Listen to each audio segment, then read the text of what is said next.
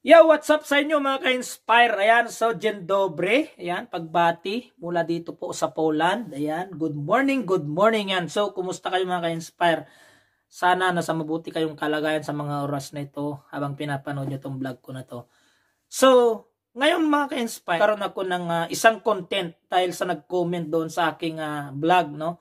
So, hindi ko na po ibabanggitin yung pangalan niya para sa kanyang privacy, ano? So, tsaka wala akong pahintulot sa kanya na i-vlog ko itong na to kasi comment lang niya yun which is yun yung nakapagbigay ng tips naman sa akin patungkol naman ito sa kultura ng mga police. Kasi kung napanood niyo yung last upload ko mga ka-inspire na in-invite kami ng isang police na bumisita sa kanilang bahay at binisita kami ng maayos. So meron palang culture para sa kanila yung kapag ka-in-invite ka, no, sa kanilang bahay, dapat ay meron pala tayong mga dapat gawin at meron pala tayong mga dapat hindi gawin. Okay? So nag-comment siya doon sa aking vlog. Sinabihan nga niya ako. Sabi niya, in-explain niya sa akin kung ano yung mga culture nila.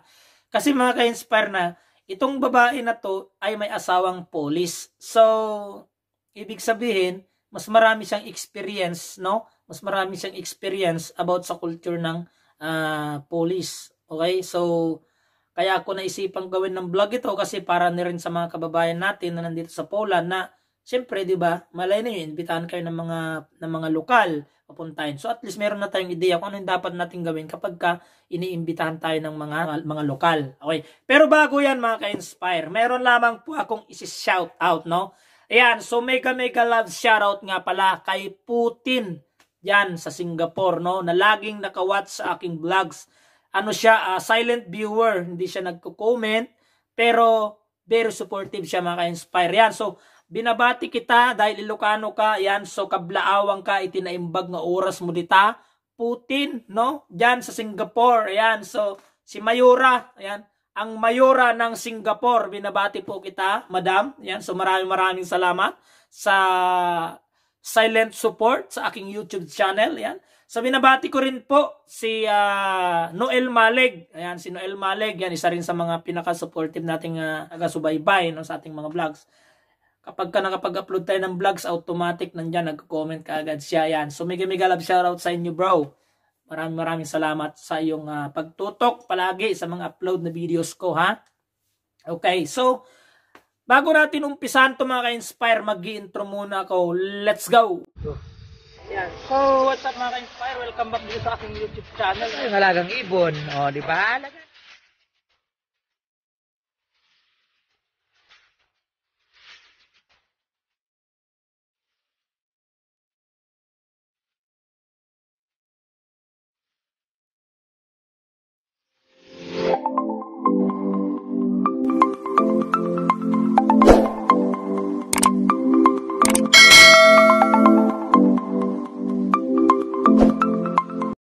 So I'm back mga ka-inspire. So ito na nga yung comment sa akin ni Madam.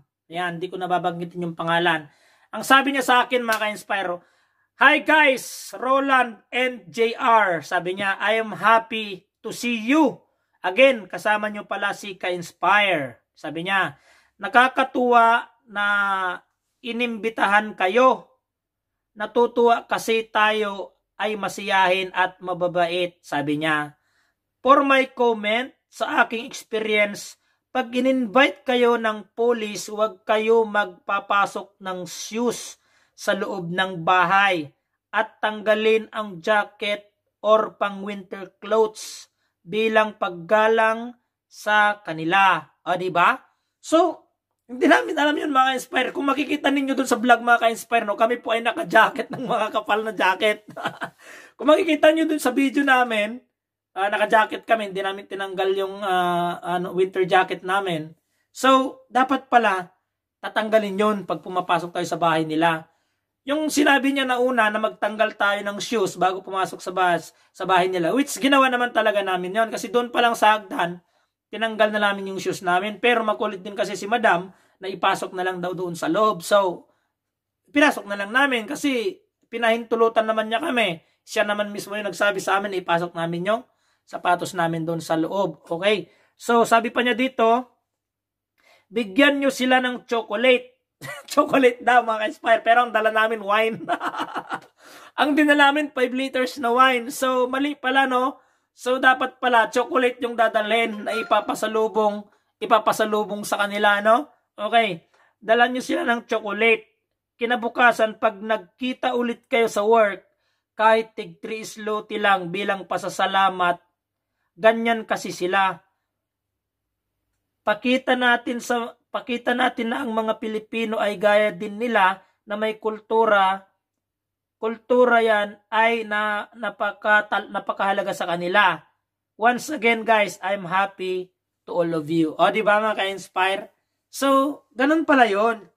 Kapag pala tayo ay iniimbitahan ng lokal or sabi nating mga police sa kanilang tahanan, number 1, pagpapasok tayo sa bahay nila, dapat magtanggal tayo ng shoes at saka ng winter clothes, no? Magtanggal pala tayo dapat ng mga winter clothes, yung jacket na mga kapal. Kaya pala mga ka-inspire, ang mga bahay nila dito, pagpasok mo ng pintuan, may mga sabitan ng mga jacket. Ayan, may mga sabitan. So, dapat pala ganun ginagawa. Tapos, may dala dapat na chocolate. Ang dala kasi namin, wine red wine kasi yung dala namin, pero natuwa naman siya actually. Ayan. So, kung gusto ninyong balikan, kung gusto ninyong mapanood yung na yun mga ka-inspire, yung vlog namin na yon, yung pagbisita namin sa kanya, nandyan po sa baba yung link sa description. Ilalagay ko po yung link dyan para panoorin nyo, balikan po ninyo kung gaano kami kasaya doon sa bahay nila. Ayan. Well, lang naman, pinagtimpla kami ng coffee. Tapos pag nag-entertain sila ng bisita mga ka-inspire, alam ninyo, kapag ka nagluto sila ng pagkain ninyo, kailangan ubusin ninyo yun. Kailangan talaga mauubos kasi hindi nila hahayaan na may matira doon. Kailangan, pag hindi ninyo maubos, ipapatik out din nila yon. At saka yung pag nagluto sila, pag nagbigay sila ng pagkain, hindi bigla ang labas. Kumbaga, parang nasa nasa catering na kapag naubos na isang putahe, saka nila isusunod yung isang putahe. Pag naubos na naman yung sunod, saka nila isusunod na naman. Ganon yun sila. Sunod-sunod yung kanilang pagbibigay. Kapag halimbawa, 4 na putahe yung niluto nila, 4 na beses din sila maghahain. Ganon yun sila mga inspire. So, ganon yung sa amin, pagtanggap sa amin ni Pani Barbara yan. So, once again, maraming salamat po kay ma'am yan na nag-comment sa akin. At least, sa susunod na imbitahan kami, alam na namin yung gagawin namin. Di ba? Para sa inyo na rin mga ka-inspire, syempre para malaman na din po ninyo kung ano yung dapat na ginagawa kapag tayo ay iniimbitahan ng mga lokal kapag nandito ka sa Poland. So, culture nila yon, kultura nila yon. Dapat nating irespeto, dapat din natin igalang, no? Kung ano yung kultura nila para malaman din nila na tayo may mga Pilipino ay may mga kultura din tayo na dapat na sinusundan. Okay? So, yun lang naman mga ka-inspire yung isi-share ko ngayong araw na to na video. Sana ay nakapagbigay na naman ako ng kaunting tips para sa mga kababayan nating nandito, papunta pa lang or nag-a-apply pa lang. So, maraming salamat mga ka-inspire. Siyempre, road to 7,000 subscribers na tayo. And medyo natagalan ako nakapag-upload kasi sobrang busy sa trabaho, sobrang busy sa lahat, kaya hindi na ako nakapag-upload ng video. Pero hindi man ako nakakapag-upload, pero hindi naman ako titigil. Di ba mga inspire? So, maraming salamat sa inyo mga inspire. Paalam mga inspire and ingat. God bless everyone.